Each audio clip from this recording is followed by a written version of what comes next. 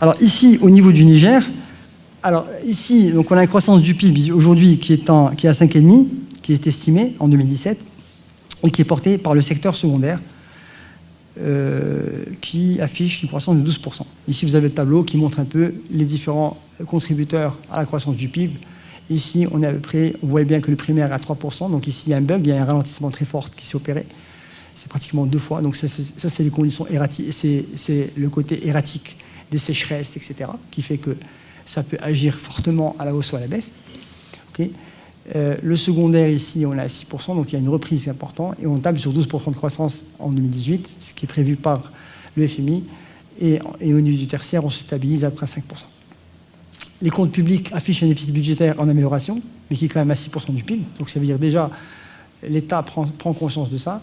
Aggravation de l'endettement environ à la moitié du PIB, à peu près, suite au refinancement de projets dans les années extractives. Donc beaucoup d'investissements qui ont été faits par l'État dans tout ce qui est industrie, dans l'uranium et dans plusieurs industries extractives, et qui fait qu'aujourd'hui, normalement, l'endettement devrait naturellement, mécaniquement baisser dès que ces mines vont entrer en fonction. Les événements ont impacté l'environnement, c'est la crise économique au Nigeria, donc comme le Bénin. C'est un pays qui est mitoyen, qui change beaucoup avec le Nigeria. Quand le Nigeria est en crise, ça se reflète. Et c'est une économie très dépendante du Nigeria. La sécheresse, ce que j'ai dit, donc qui aura un impact durable sur la croissance du Niger, pays fortement tributaire des conditions climatiques.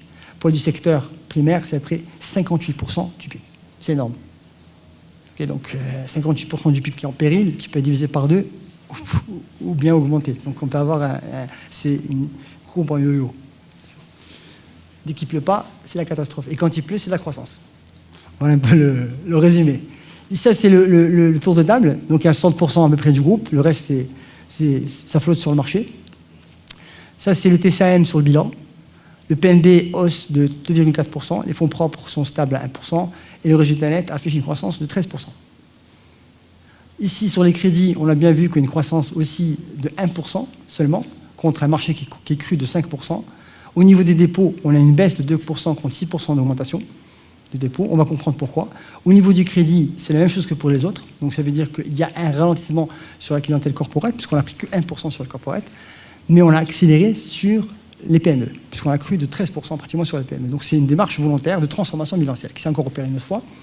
Donc il y a plus de volume de dossiers, mais il y a moins de valeur. Okay. Les dépôts en progression du secteur sont extrêmement sur les dépôts rémunérés. Okay. Alors, donc, ce que je dis, c'est que le secteur aujourd'hui, cette croissance de 6%, c'est juste que les gens ont commencé à surpayer des dépôts pour les prendre. C'est pas grave, tant pis pour eux, qu'ils les prennent, on s'en fout. On n'est pas là pour faire la course aux parts de marché. Okay, ils ont pris, ils ont surpayé, c'est facile de faire ça. Hein. Et par contre, la structure des dépôts, elle reste stable à 65%. Pour nous, des dépôts non rémunérés. Je considère que c'est très confortable. Quand on a 65% de dépôts gratuits et 35% de dépôts en DAT payant, c'est une excellente structure. Les titres de placement sont à 81 milliards, donc c'est un bilan qui est plus petit que le bilan qu'on avait, qui pèse à peu près 28% du bilan. Voilà un peu les graphes qui viennent illustrer tous ces chiffres que je viens de donner à l'instant.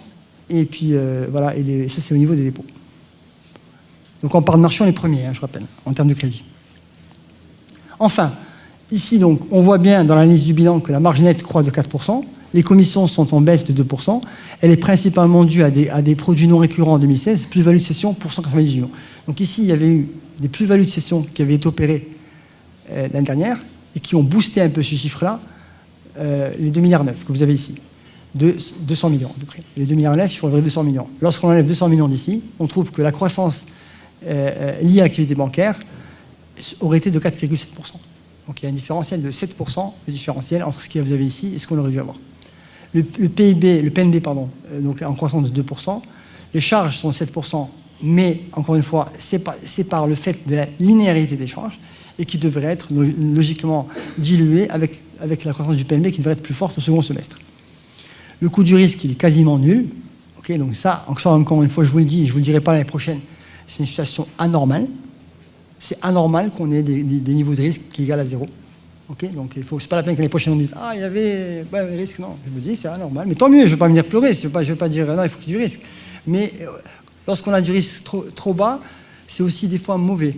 Parce qu'on peut baisser, on peut rejeter des dossiers qu'on n'aurait pas dû rejeter. Donc on perd des parts de marché.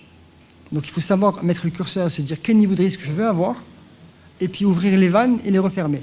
Et c'est constamment une balance qu'on fait, qu'on opère. OK? Donc voilà, et le résultat net, donc il augmente de 13% ici, grâce à une baisse du coût du risque. Essentiellement, voilà. Sur la performance, donc la même chose, la même histoire que tout à l'heure, le coupon, détachement, dégringolade, ici. Et donc ici, vous voyez bien que la dégringolade, ici, elle s'est opérée depuis le mois de mai, à peu près, où il y a eu déjà, on l'a crossé ici. On l'a crossé à la baisse aussi. Là, et à partir de là, ça continue encore. La baisse a continué au moment du capital. Là, c'est vraiment très méchant ce qui s'est passé. Le volume titre reste de 3500 titres par mois, à peu près. C'est rien du tout. Passé. Alors ici, on voit bien que l'année dernière, on était à 6% de croissance. Okay. Cette année, on fait moins 40%. Okay. Ça, c'est la réalité. Tu es où? On revient. Voilà. Donc ici, moins 40%. Donc sanction extrêmement forte. On s'est complètement détaché du cours moyen pondéré. Ici, glissant. Le cours moyen pondéré sur 6 mois, glissant. Détachement extrêmement à la baisse. Donc logiquement, ça devrait repartir ici. Il n'y a pas de raison. Une banque qui fait une croissance de 13% par an, on ne peut pas la sanctionner avec un cours qui baisse de 40%. C'est anormal. Il y a des problèmes d'arbitrage qui se font. Soit on ne sait pas lire les comptes, soit quelque chose qui se passe. On ne comprend plus rien. Alors, on peut aller au ratio financier. Alors, au ratio financier, on voit bien qu'ici, on a pratiquement la performance de la période est moins 40%. C'est une banque qui a quand même un dividende sur la base de ce cours actuellement de 9%, donc pratiquement 10% de dividende yield. Qui c'est qui donne du 10% de dividende yield aujourd'hui? Personne. Je crois que c'est le plus haut dividende yield qu'on a peut-être sur la place aujourd'hui. Peut-être que les boîtes télécom. Mais à mon avis, c'est parmi les plus gros qu'on peut avoir sur la place en dividende yield. Donc ça veut dire aujourd'hui, vous les institutionnels, vous les assurances qui aimez bien avoir des revenus récurrents annuels, c'est là où il faut aller. Ensuite, donc ici, le price earning ratio a été pratiquement divisé par 2. On était à 13,6, on passe à 7,3. Donc ça veut dire le cours a été fortement, méchamment, sanctionné. Okay. Malgré une amélioration des fondamentaux de la banque, induisant une forte dilution du PIB.